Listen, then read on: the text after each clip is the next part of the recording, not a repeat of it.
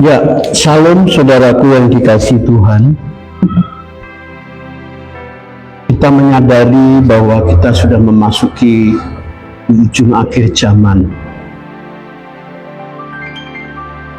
Bahwa krisis ekonomi ini melanda seluruh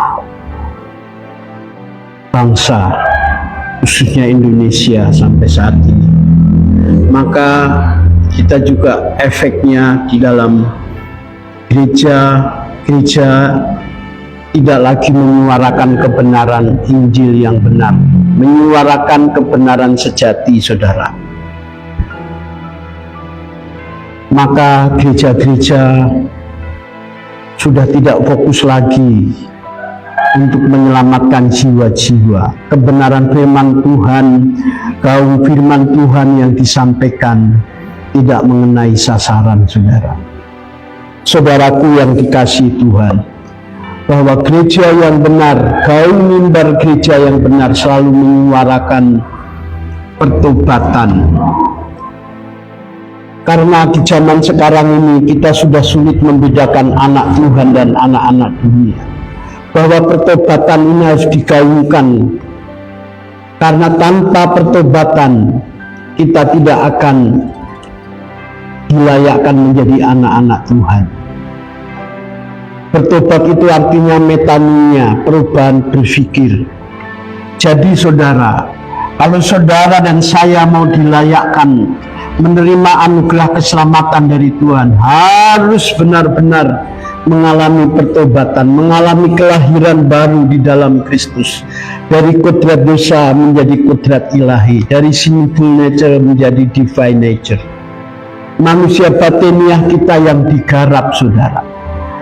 2 Petrus 3, 10-14 bahwa orang-orang yang layak menyambut kedatangan Tuhan kedua kali, orang-orang yang mencintai kesucian kesalehan hidup, mereka berusaha hidup tak bercacat, tak bercela di hadapan Tuhan. Karena memang standar kekristenan seperti itu, saudara, bahwa inti kekristenan itu serupa dengan Yesus. 1 Yohanes 2 ayat 6 mengatakan, barang siapa ada di dalam dia wajib hidup sama seperti Kristus, saudara.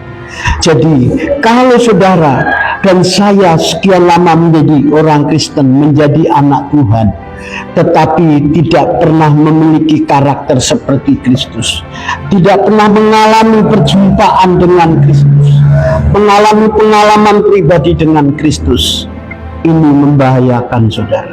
Karena di zaman akhir ini banyak orang berpikir kalau sudah beragama Kristen, menjadi orang Kristen rajin ke gereja,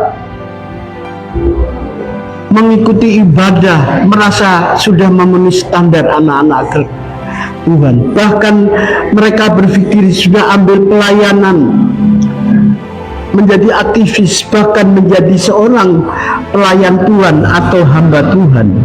Tetapi jikalau hidup saudara dan saya masih sama dengan anak-anak dunia, masih serupa dengan anak-anak dunia, orang-orang yang tidak takut sama Tuhan, orang-orang yang tidak menghormati Tuhan, hidupnya sembarangan, masih hidup menghalalkan cara mencari keuntungan pribadi, tidak ada kasih terhadap sesamanya. Ini saya lihat, saudara, karena di akhir zaman ini 2 Timotius 3 ayat 1 dan 2a menubuatkan bahwa manusia akan mengalami kesukaran, manusia akan mencintai diri sendiri dan menjadi hamba uang. Dengan kondisi seperti ini, maka manusia kehilangan kasih. Kasih semakin tawar. Tapi firman Tuhan mengatakan Tuhan akan menyelamatkan mereka yang bertahan sampai akhir. Jadi saudara-saudaraku, saudara harus berseleksi. Saudara harus benar-benar memilih gereja yang menyuarakan kebenaran.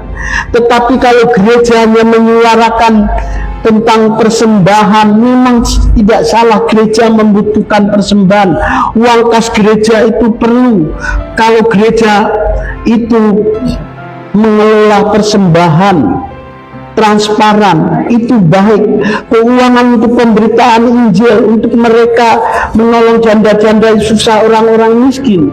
Tetapi kalau gereja Ayo manfaatkan jemaat. Jemaat menjadi ATM yang mencetak uang untuk memperkaya hamba Tuhan atau gembalanya. Ini mengerikan, saudara. Seorang gembala boleh memiliki mobil mewah, memiliki apartemen, bahkan memiliki jet pribadi. Kalau itu uang pribadi, uang usaha sendiri, jangan pakai uang jemaat, saudara. Karena fenomena yang saya lihat, saya sendiri sebagai hamba Tuhan, banyak gereja menggaungkan hanya soal janji iman, buah sulung, perpuluhan. Memang nggak salah kalau semuanya itu dipakai untuk kemuliaan Tuhan, untuk pemberitaan Injil. Jangan manipulasi ayat. Jangan kita berkata kalau saudara tidak mengembalikan milik Tuhan, tidak memberi janji iman, saudara menjadi orang-orang yang terkutuk, tidak diberkati, ada binatang pelahap. Ini statement yang kurang tepat, statement yang salah, bahkan sesat. Siapa binatang pelahap? Binatang pelahap yaitu hamba Tuhan yang makan uang gereja, makan perpuluhan itu. Saya bicara begini tidak kepahitan, saudara. Saya sendiri hamba Tuhan melayani tahun 1986. Saya tidak memikirkan persembahan, buah sulung janji iman. Saya hanya memberitakan apa artinya jemaat memberi persepuluhan janji iman, buah sulung kalau hidupnya, sikap hidupnya masih salah, belum mengalami kelahiran baru, belum pernah mengalami jamahan Tuhan, lawatan Tuhan, belum lahir baru. Ini mengerikan sekali, saudara. Jadi melalui kebenaran firman Tuhan ini saya mengingatkan, mari saudara dan saya bertobat sungguh-sungguh. Kedatangan Tuhan tidak akan lama lagi. Orang-orang yang menyambut kedatangan Tuhan, dia fokus hidupnya kepada nilai-nilai kekekalan, perkara-perkara ilahi, saudara. Mencari perkenanan di hadapan Tuhan. 2 Korintus 5 ayat 9. Aku berusaha hidup berkenan di hadapan Tuhan, baik di dalam tubuh maupun di luar tubuh. 2 Korintus 5 ayat 10. Karena kita semua harus menghadap takhta Kristus, mempertanggungjawabkan di hadapan Tuhan.